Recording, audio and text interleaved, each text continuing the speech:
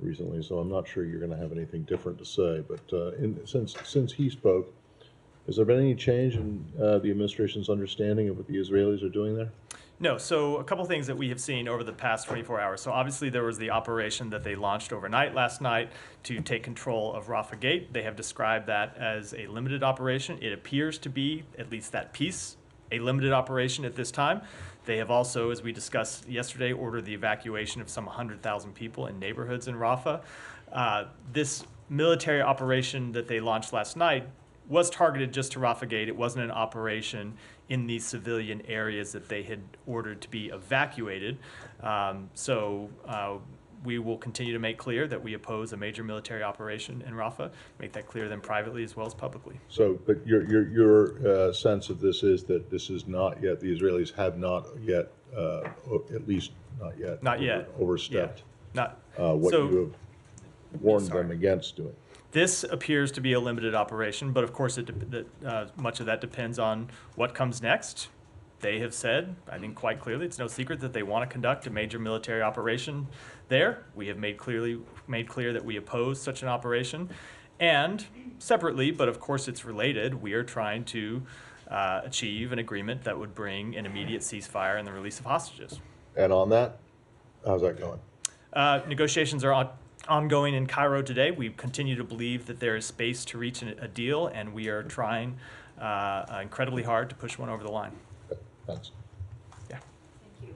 On Rafah, are the actions that Israel is taking so far reflective of the advice that U.S. officials have been giving regarding targeted, precise strikes in Rafah, or are the Israelis' actions beyond that? I am not going to get into I'm not going to do two things. Number one, I'm not going to get into the private advice that we have given them. Two, I'm not going to offer an assessment about whether that aligns wholly with the advice that we have given, because to do that, I'd kind of have to lay out what it is that we have told them. But I will say that this does appear to be a limited operation so far, but as I made clear, it does to a great extent depend on what comes next. And what we have seen so far is the ordering is not just this limited operation, but the ordering of the evacuation of 100,000 people. And we have made clear that we don't think the kind of military operation that would follow such an evacuation is one that we can support because of the dramatic impact it would have on the civilian population there and the ability to get humanitarian assistance in and deliver to those people.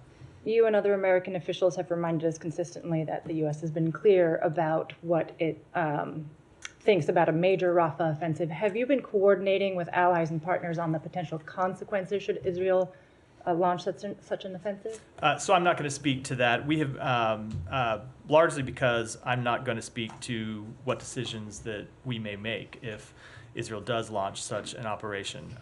We have made clear that they have to make their decisions about policy, and we will make our decisions about our policy.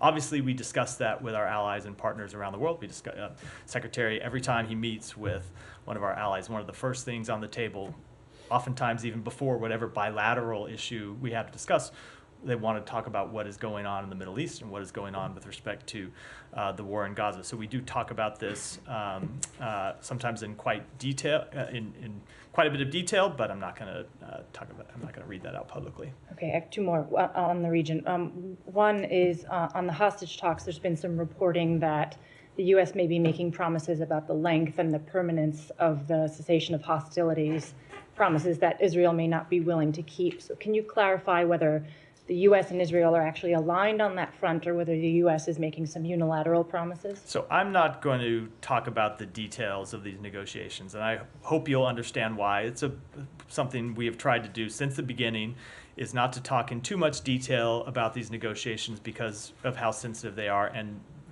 they have never been more sensitive than they are at this moment, where we think a deal is possible, and we are trying to push one over the line. I will say that we have closely coordinated with the government of Israel on this matter. We have been in touch with them on a daily, oftentimes an hourly basis, and will continue to do so. Okay, one more. Without getting into what the conclusion is, tomorrow is the deadline for the National Security Memorandum that this building needs to deliver to Congress.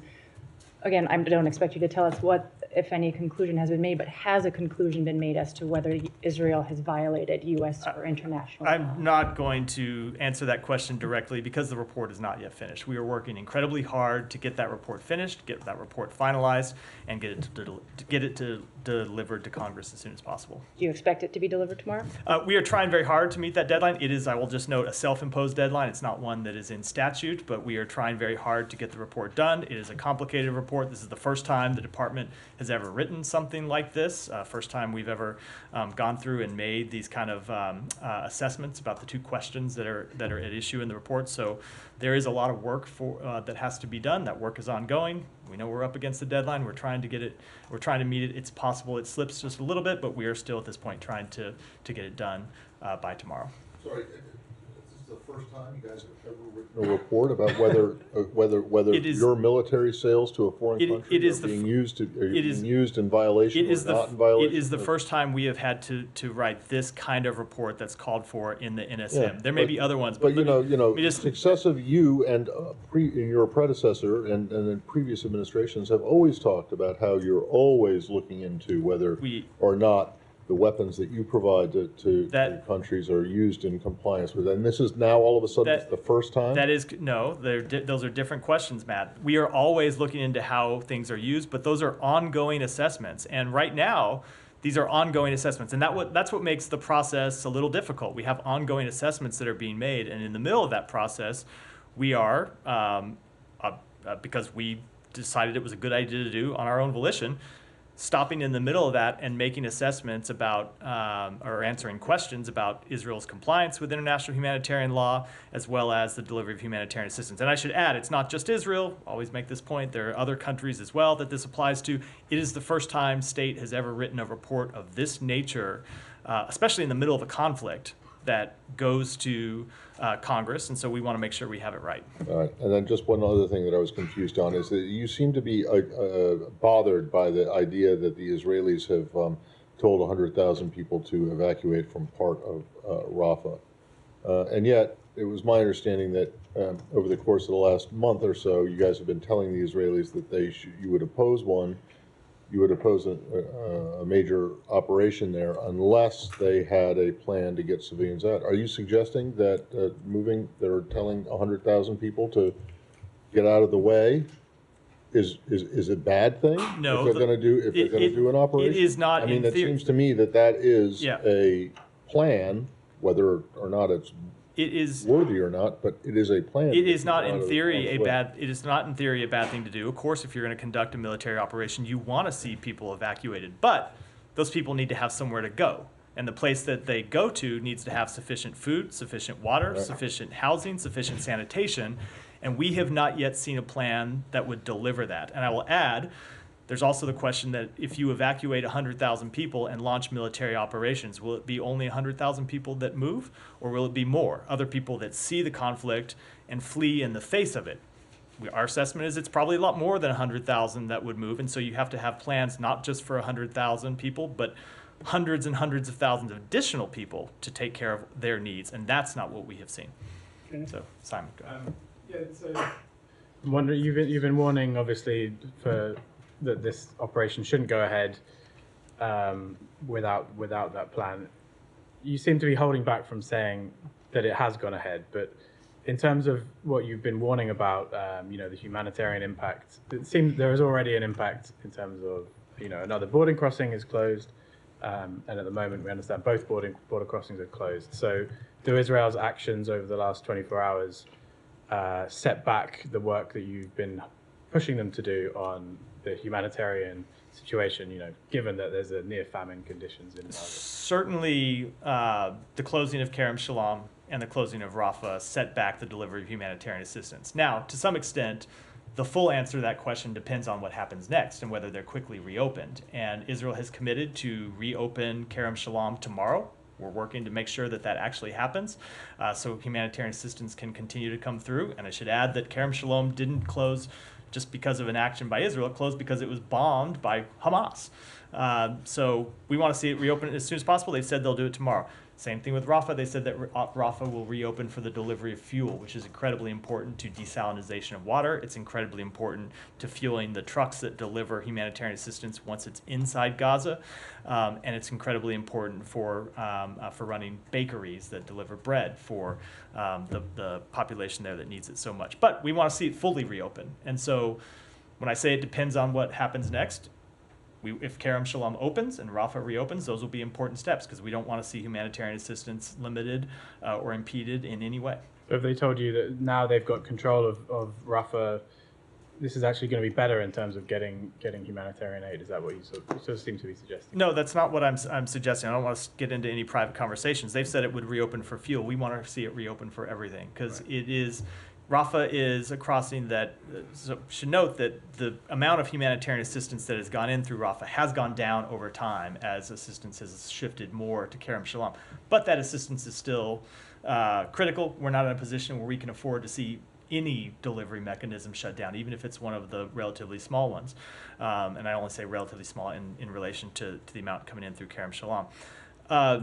But we also want to see it open for fuel. It is the entry point for humanitarian workers that come in. It is the exit point for people that come out of Rafah. So it's important that gate be open, not just for the delivery of humanitarian assistance, but so that humanitarian workers can come in and out of Gaza to do the important work that they do every day. And just finally, we've already seen, I think there's some videos of, tanks rolling over civilian infrastructure as they've entered into the area around the border crossing. There are reports of civilian loss of life. There's been airstrikes in Rafah. I guess just to try and get clarity on, does the US oppose what Israel has done so far, or you're just saying we have to wait and see? So we clearly oppose the destruction of any civilian infrastructure if it does not constitute a legitimate military target. Now, when you get to looking at any one video, we'd have to be able to assess whether that's a legitimate military target. Are there Hamas fighters in there? The issues that we have gone through a number of times. But certainly, we don't want to see civilian infrastructure damaged, destroyed in any way. But that said, to the larger question, it is not our assessment that a major military operation has begun at this point, but that could obviously change at any moment, and we will continue to make clear that it's not one that we could support. This one video in question has an Israeli tank rolling over an "I love Gaza" sign. Does that seem like something that could be a legitimate military target? That does not seem like it would serve any legitimate military purpose, no. Well, do you consider an I love Gaza sign to be critical infrastructure? No. So I've seen the video, but I don't know where the tank was going, but just on the face of it, no, that would not seem to be so. Go ahead. Matt, on the NSM, is that taking into account anything that's happening in Rafah over these past few days? So it is a looking backwards report. I'm not going to get into it. You'll have to wait and see when we make it public. Yes or no, though? Can you say if that's part Again, of why you might not make when it comes to any of the content of the report, I think you're just going to have to wait and see. It's something that we're still working on. And the Jordanians say that another one of their aid convoys was attacked by Israeli extremists on the way to Erez. Do you have any comment on this? Has there been any discussion with the Israeli government since this latest incident, which is, I think, the second one? It is something that we have raised with the Israeli government. We have made it clear to them that they need to take action to prevent these attacks, and they need to take action to hold people accountable. This is something that happened for the first time with this particular route. Last week when we were in Israel, and the Secretary raised it directly with Prime Minister Netanyahu, and in that case they made 3 arrests of people responsible. That is obviously the appropriate thing to do. They need to make arrests in this case, hold people accountable, and send a strong public message as a deterrent that they will not tolerate these attacks on convoys that are just trying to deliver humanitarian assistance to innocent civilians that need it. There's also, our team has reported that 9 children have been killed in Rafah since the start of the Israeli limited operation, as you described it. Do you have any comment on this? Obviously, every death of any civilian, but especially children, is a tragedy, whether they're in Rafah or anywhere else inside Gaza, and we've made that clear since the outset of this operation. Yeah, go ahead. Just to clarify, I heard you sort of jumping in back there several times. I always get to you, Saeed. I know you will. I'm just, getting some exercise. So I think we can all do better than that. Counting what we do in here is exercise. Yeah, that's about the extent of it. Anyway, the NSM 20. Now it's been 3 months. how do you think, how long it will be before it is released? We are. Do you have any expectations, like next week or the week after? So we are working incredibly hard to get it done. We want to get it done tomorrow. It's possible it slips just a very short period of time. But as I said, our goal is still to try to get it done tomorrow. So, if we don't, I'll have an update for you, but we want to get it done as soon as possible. So it could come out tomorrow? It absolutely. Okay. Now, a couple of things on the, on Rafah. You said that your understanding is that this is a very limited operation. So the Israelis can conceivably do a number of limited operations. In other words, collectively it will be a big operation, but they can strike this area of Rafah and that area of Rafah and so on. Would that also be okay with you? So I'm not going to speculate about some hypothetical scenario that may happen in the future, but obviously there is a point where a series of limited operations are one large one. That's just as a theoretical point is obviously true, but in terms of what might happen, I'm just not going to speculate on that or comment on such a hypothetical. On the crossings, I mean, isn't it, you said that the crossing of Karm Abu Salim or Karm Shalom was closed because of the strike. But in fact, what was struck was a military base or a military encampment for the Israelis, and not really the crossing itself. I'm just saying, So, I mean, you could make that argument. It was that strike at Kerem Shalom that precipitated its closure. And I would say, yes, it appears that the strike was aimed at IDF forces there. Could have hit the humanitarian workers, could have hit everyone coming through. It's that strike that precipitated its closure. But that said, you should be very clear about what our position is. We want to see it open. We want to see it open as soon as possible. They've said that they'll open it tomorrow. We'll see. We're going to work to see that happens.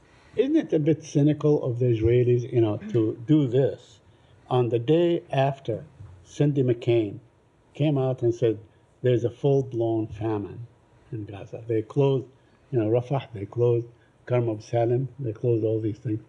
Doesn't that bother you that right after the head of the World Food Program comes out and says there's a full-blown famine in Gaza, they went and closed it? So I don't think you have to draw a connection between those comments and the closing of those two gates. It doesn't matter. We want to see the gates open because we know the humanitarian situation is dire in Gaza. We know that people need food and need water and need medical supplies, and that's why we want to see those crossings open. It's also why we work to get Erez crossing open. It's why we're working on a maritime option. It's why we have continued to work hard from the president on down to get humanitarian assistance delivered into Gaza. One last question on the settlements. The Israeli settlers seem to use, they shepherd their sheep and so on to using their guns and so on to basically take over, to seize West Bank land. Are you aware of this report? I don't know. Well, I'm not aware of this specific report, but obviously that has been something that has been well reported and well documented over the past several months, as well as preceding that time.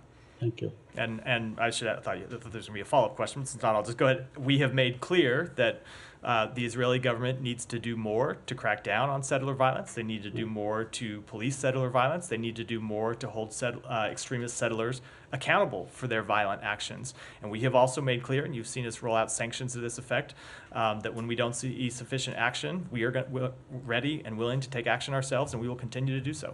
Thank you. Yeah, go ahead. Thank you. The UN Secretary General, Mr. Antonio Guterres, said that the closing of Rafah crossing is adversely going to affect the humanitarian aid that's getting into Gaza, so a situation that's already catastrophic. Do you believe that's a violation of international law? So to answer that question, you have to look at all the other deliveries of humanitarian assistance. I can't offer you a legal definition from here because you have to weigh it against other factors, including whether sufficient humanitarian assistance is coming in through other crossings. You could theoretically come up with a situation where all of the aid that's going in through one crossing diverts to another. That said, that's not a situation that we want to see because there is not enough humanitarian assistance going in right now. We have seen it increase over the past 4 or 5 weeks since the president had that phone call on April 4th with Prime Minister Netanyahu. But we are not yet at the point where we can afford to shut down Rafah or any other one crossing. We need to see humanitarian assistance come in.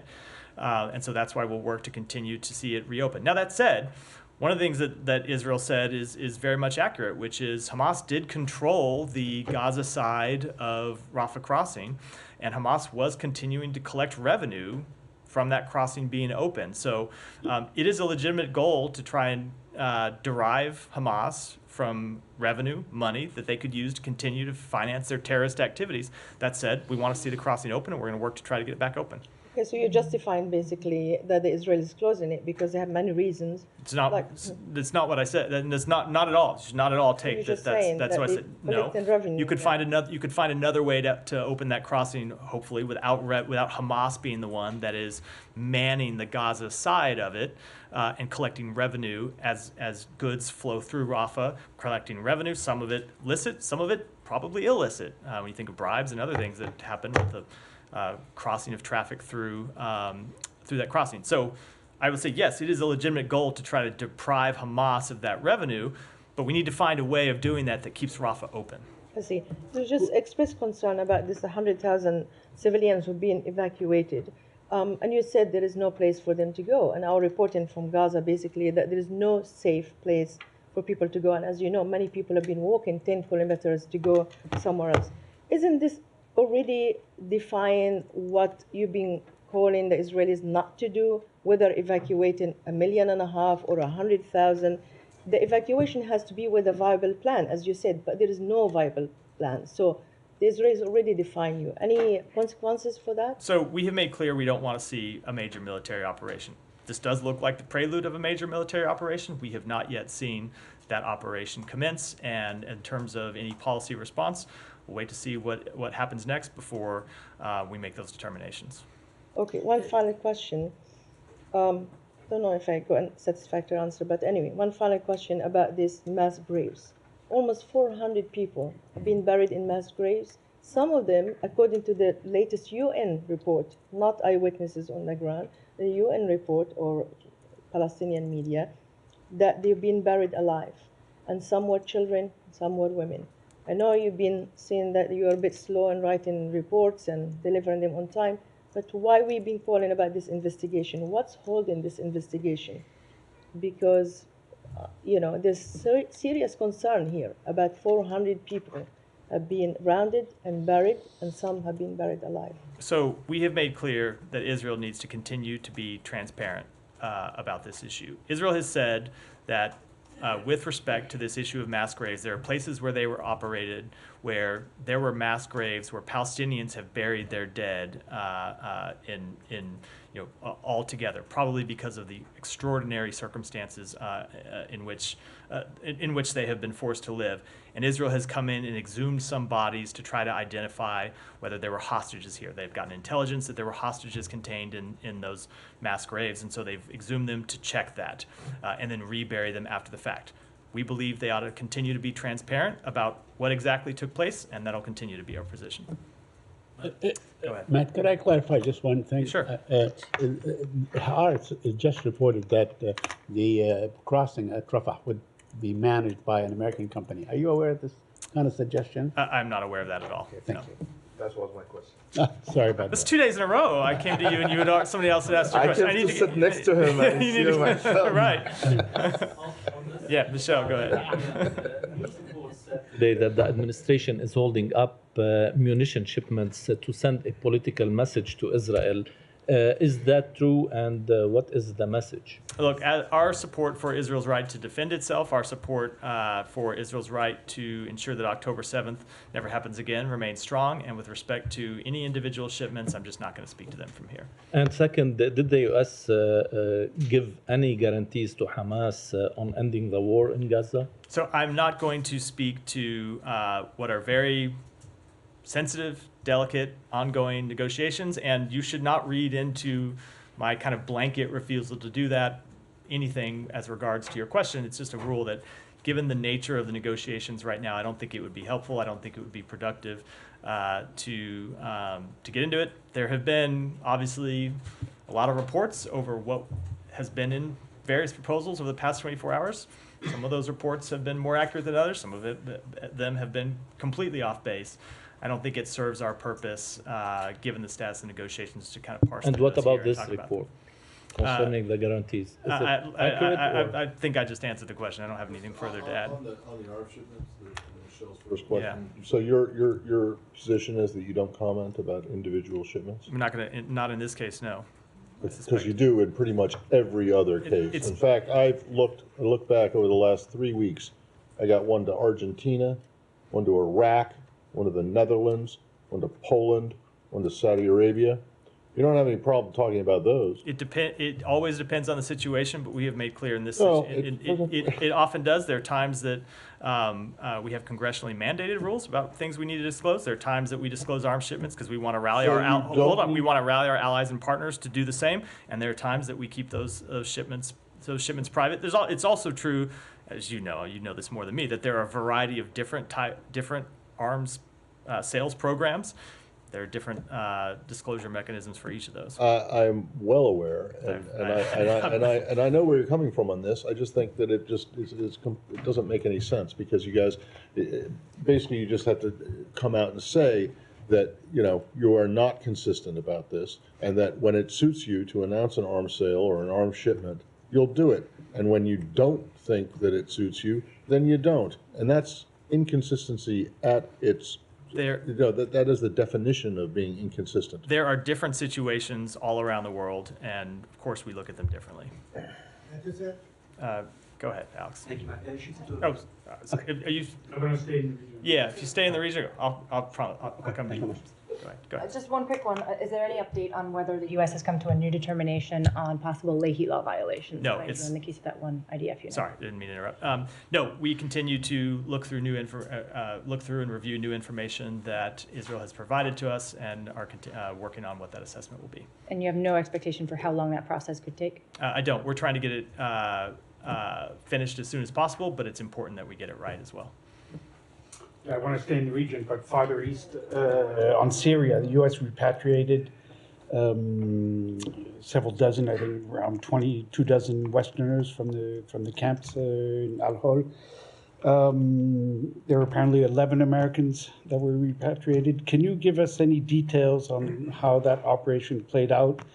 And could you tell us if you have that number or ballpark number of how many Americans we're talking about left in these camps? So in terms of the operation that just happened overnight, there were 11 Americans and then one family member who is not a U.S. citizen, but a family member of a U.S. citizen, part of this 11 who were repatriated and brought to the United States. It's something that we've been working on with our international partners as well as humanitarian partners, because we believe that repatriation is the only durable, long-term solution to the humanitarian and security situation in northeast Syria.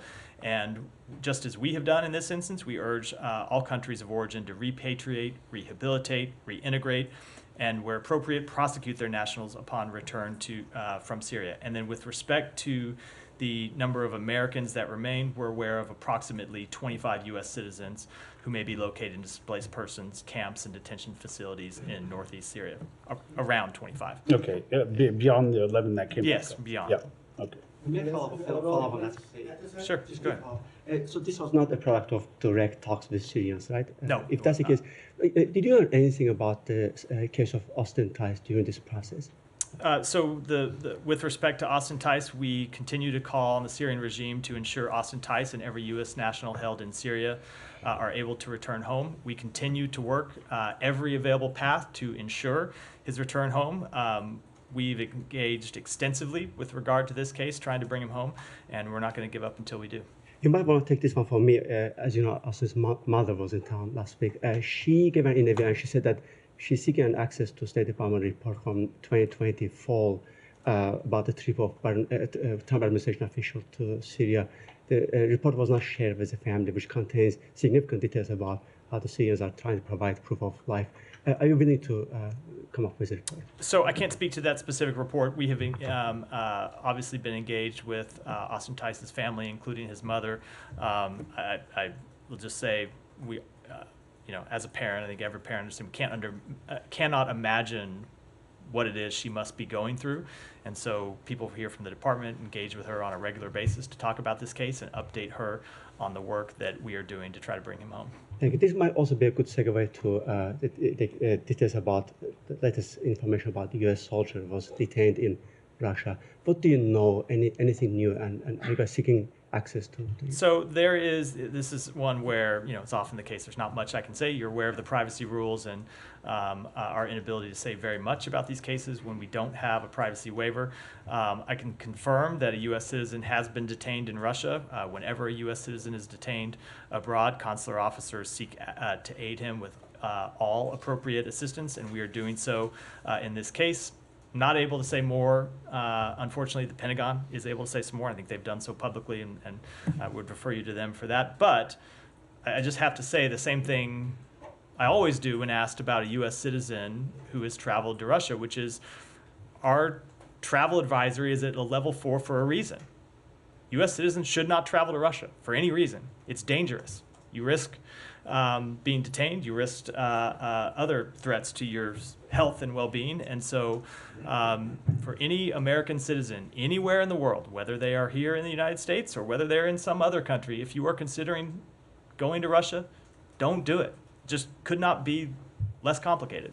Thank you. One last from me. We've heard little statements coming from Russia about British so potential participation in Ukraine war, and they say that they're gonna target British weapons, whether it's inside or outside of Ukraine. This begs a question. It goes back to a question that we discussed with you, with Vedant, with Ned, more than a year and a half.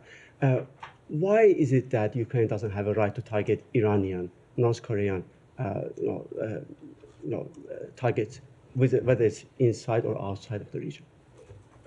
You're proposing that Ukraine should widen the conflict beyond even Russia, but to other countries and bring other countries directly. Hold on. Bring other countries directly into the conflict. I would just say that is a rare question that answers itself. I don't think that would be in anyone's interest. Go ahead. Thank you. No, go in front of you. Sorry.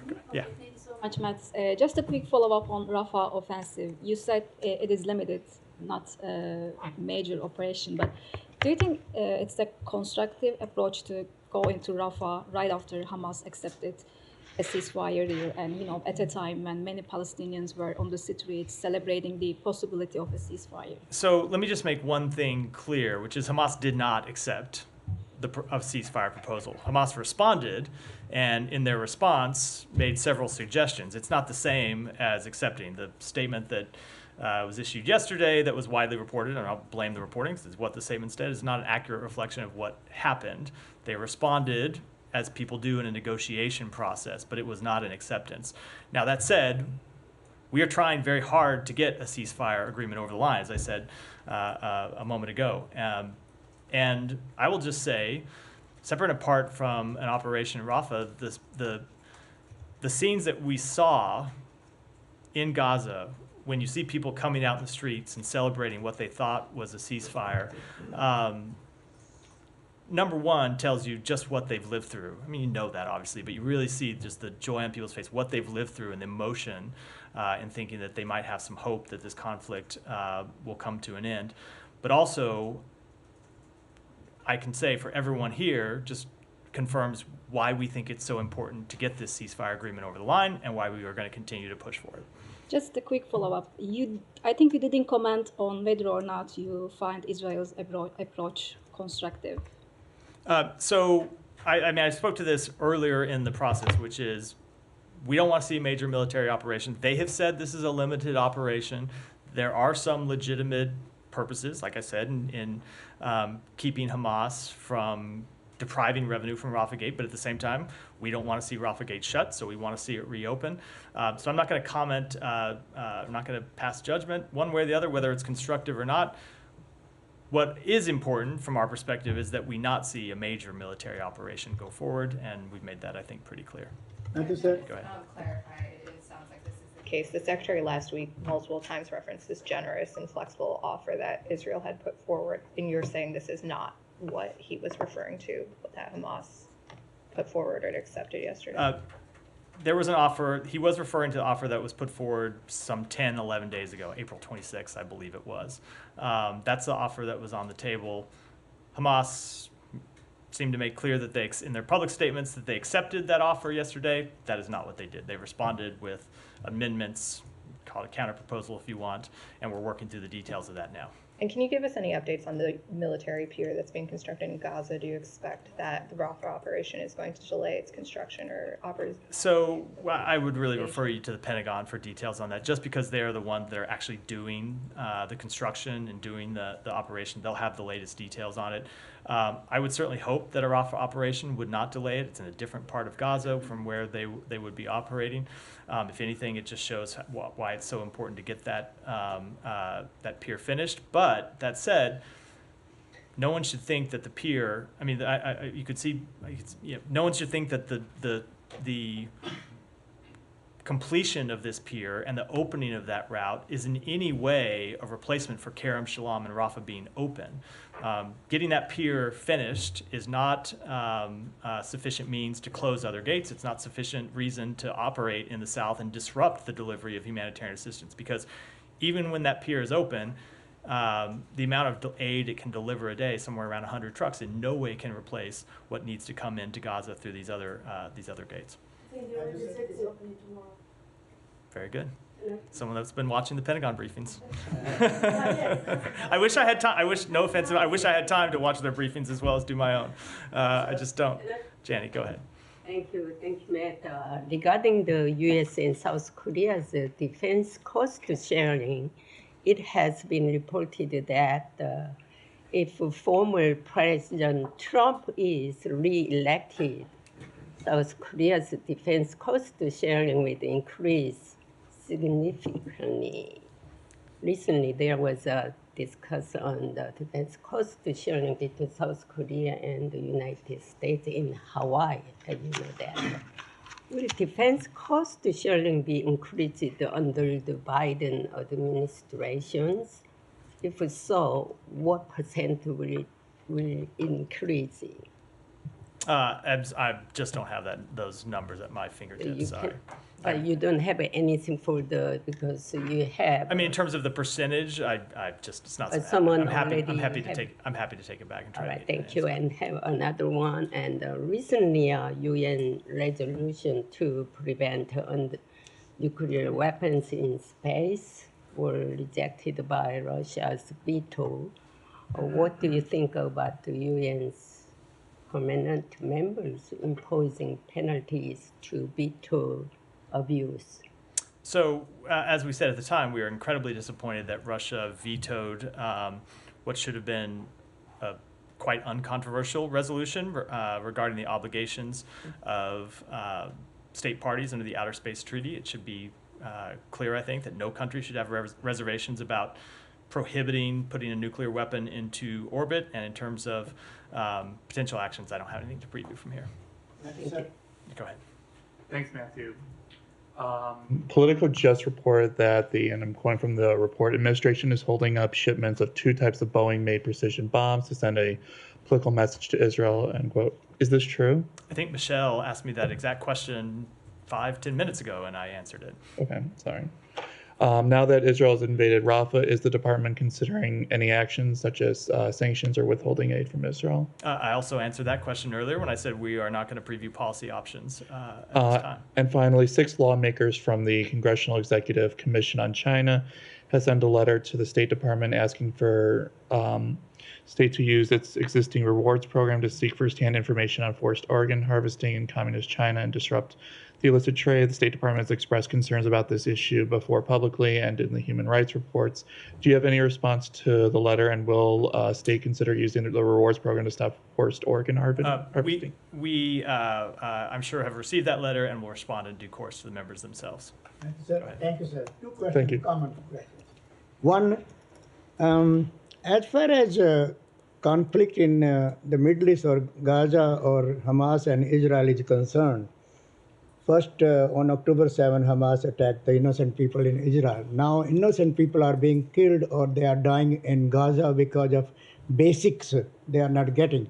My question is that Hamas may be a common problem for the common people in Gaza, and how can you describe for the common people we are negotiating with Hamas? Is Hamas a terrorist organization or is a political organization? It is absolutely a terrorist organization. So why are we negotiating then with them? Well, we don't, Hamas is holding civilians hostage, including American citizens, and we want to see those American citizens return home. So it's also true that Hamas is one of the parties to this conflict and has the ability to end it. So we think it's appropriate. We're not in direct negotiations with Hamas, but obviously we're engaging with countries in the region, Qatar and Egypt, who have the ability to talk to them. And we think it's appropriate to do so because we want to see these hostages return home, especially the American hostages, but the hostages of Israel and every other country. Remember, there's not just Israeli citizens who are being held hostage, and we believe this is the best way to do so. Second, sir, Secretary of State and Secretary of Treasury both were in China recently, and both warned Chinese leadership about not to interfere in the U.S. elections and among others. Can you describe that? What kind of warning was, and what was the response from the Chinese leadership? So I'm not going to speak to that in any level of detail, but the Secretary did make clear, reiterating something that we have a message that we have delivered previously to the Chinese government, that any interference, any attempt to influence our upcoming election is something that would be unacceptable. Thank you very much, sir. Yeah. Thank you. Just to clarify, you've called the Rafah operation limited, but you also said it had the appearance of being a prelude, your word, to a major operation. I don't think that's what I said. It's not what I intended. I said that they have number one, they have described it as limited. It looks at this way to not be the major operation that you would see, say, for example, if they entered the neighborhoods where they have ordered evacuations. We don't know if it's a prelude or not. They've made clear that they intend to launch a major military operation, and we have made clear that we are opposed to that. I can't speak to. So you're not calling it a prelude? No, I can't speak to whether this because is the Yoav beginning or Gallant not. is. I'm sorry. Yoav Gallant is touring Rafah, the Rafah area today, and he said, "I directed the IDF to enter the Rafah area, take the crossing, carry out its missions. This operation will continue until we eliminate Hamas in the Rafah area and the entire Gaza Strip." So that doesn't sound limited to me. So they have made similar statements in the past about what Yeah, their but policy they're intends now. to be, and we have made our statements about what our policy is, and we will continue to make that clear. Yeah. I want to move to another region, Haiti. Do you have any updates for us on where we're at in terms of the deployment of that police force or security force now that the Presidential Council was put into place? What is the status of play on that at this point? So we welcome the process, the progress in the political process that has taken place.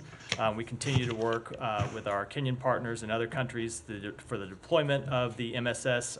In terms of an exact deployment schedule, we have, I think for operational security reasons, not wanted to affix a public date to it, but it's something that we're working to make happen as soon as possible. But are there any pre-elements, forward people going in now in Haiti from the U.S. or from? Not that I'm aware of. Not that I'm aware of. I mean, it's more of a Pentagon question. Yeah, that's why. That's kind of like why I'm. Yeah. Go ahead. Yeah. So just back to Rafah. Prior to Israel taking control, Hamas was collecting revenue, as you said, of those goods. Can you go into more detail on how Hamas was benefiting from that crossing, and also how you navigate the fine line of ensuring that they're deprived while also keeping it open? Well, Hamas has been the government in Gaza, so they were performing, in addition to being a terrorist organization, they were the de facto government in Gaza, and so we're performing government functions, and that includes running a border crossing where you can collect customs. You can also, if you control a border crossing, collect, let's call them more irregular payments, and we have seen both of those things happen. And so it is a legitimate goal to try to shut off and choke off that revenue stream to Hamas. That said, we want to see Rafah open, and so someone needs to be on the Gaza side of Rafah to run that side of the crossing. The Egyptians can't do it. We talked about this very early in the conflict when we were trying to open Rafah in the first place, so someone needs to be there to do it, and we'll continue to work through how to get that gate open and how to keep it open. And there's a report. Can you confirm that there's a plot to assassinate Zelensky and other top Ukrainian figures that failed? So obviously the Ukrainian government has made an announcement to that effect. We have been in close contact with them about that. I would defer to the Ukrainian government to speak to the details of it, but obviously it just speaks to the depravity that we've seen on display from the Putin regime since the outset of this conflict. Thank you. Right. Okay, so given that Israel is pledging to wage an operation in Rafah using U.S. weapons that the U.S. opposes, is there any internal process going on to figure out what went wrong internally? Like how did the process allow the weapons to be shipped and then into a situation in which Israel is going to use them in opposition to what the United States wants done? I don't think I can answer that question without presupposing a policy decision that we have not yet announced. We have made clear that I've said it here, what our position is on a major military operation in Rafah, and Israel will make its policy decisions, and we will make ours. So if they do continue this operation, will it result in a review of what went wrong? Again, I'm just not going to speak to what policy determinations we might make or what internal kind of mechanisms would go into answering such a question. Pakistan question real quick? Sure, yeah. Senate Majority Leader Chuck Schumer recently met with the Pakistan ambassador, and he relayed to the ambassador that Imran Khan's safety in prison was a high priority of the United States.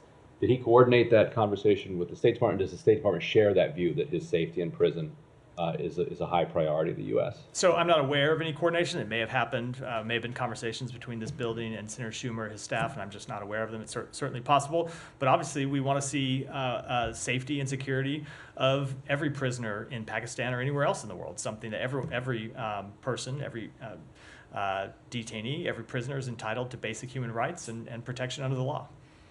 Follow, please. Go ahead. Thank you. U.S. ambassador in Pakistan. And Donald Bloom met with the current leadership of Imran Khan's party. And after that meeting, there were like dozens of stories circulating in Pakistani media. Could you tell us something about that, as that meeting was arranged on the request of U.S. Ambassador Donald Bloom? Dozens of stories circulating about a meeting Different with our stories. ambassador. What a new thing. Different stories. I haven't got a Donald Bloom question in a while. Yes, the U.S. Ambassador Donald Bloom met with the leader of the opposition in the National Assembly, Omar Ayub Khan, and other senior members of the opposition to discuss a broad range of issues important to the bilateral relationship. This includes U.S. support for continued economic reforms, human rights, and regional security. Sir, after that meeting, the leadership of PTI, Imran Khan's party, told media that they have expressed their concerns about human rights violations, fabricated cases against Imran Khan, freedom of speech, and others. What is your position on these issues, sir? So we have addressed this any number of times, and our position is the same as we have stated it previously, which is we take no position on elections in Pakistan. We take no position with respect to any particular political party. And of course, we want to see basic human rights upheld, as I said in my answer to Ryan's So question. one last question. Saudi Crown Prince MBS is visiting Pakistan in next few days. Recently, Iranian president was in Pakistan too. So how you see these trips when there is too much tension in the region? So certainly we always support diplomatic engagement between our partners. I don't have any further comment on the visit between the Saudi Crown Prince to Pakistan, but it's that kind of diplomatic engagement is routine and something that we support and encourage. But when it comes to Iran, of course, while we welcome regional de-escalation, we've seen the outbreak of limited conflict between Iran and Pakistan, we do remain skeptical about Iran's intentions, given its continued destabilizing behavior broadly in the region. Take one more, and then we'll wrap for today. You go ahead. Thank you. I want to ask you about Rafah. You said you do not want to see a large-scale military operation, but on a scale of limited versus large military operation, like what is acceptable for you when you configure for the concerns of the lack of humanitarian aid, that this can be a problem? When you talk about the possible displacement of the people who are there already in the region, like where is this line for you, United States, where you're going to say like, okay, this is now large-scale operation, and we don't support that? I'm not going to get into trying to define it here. I will add, though, that we have had detailed conversations with the Israeli government about this, much more detailed for obvious reasons than what we are willing to say publicly, or what is productive to say publicly.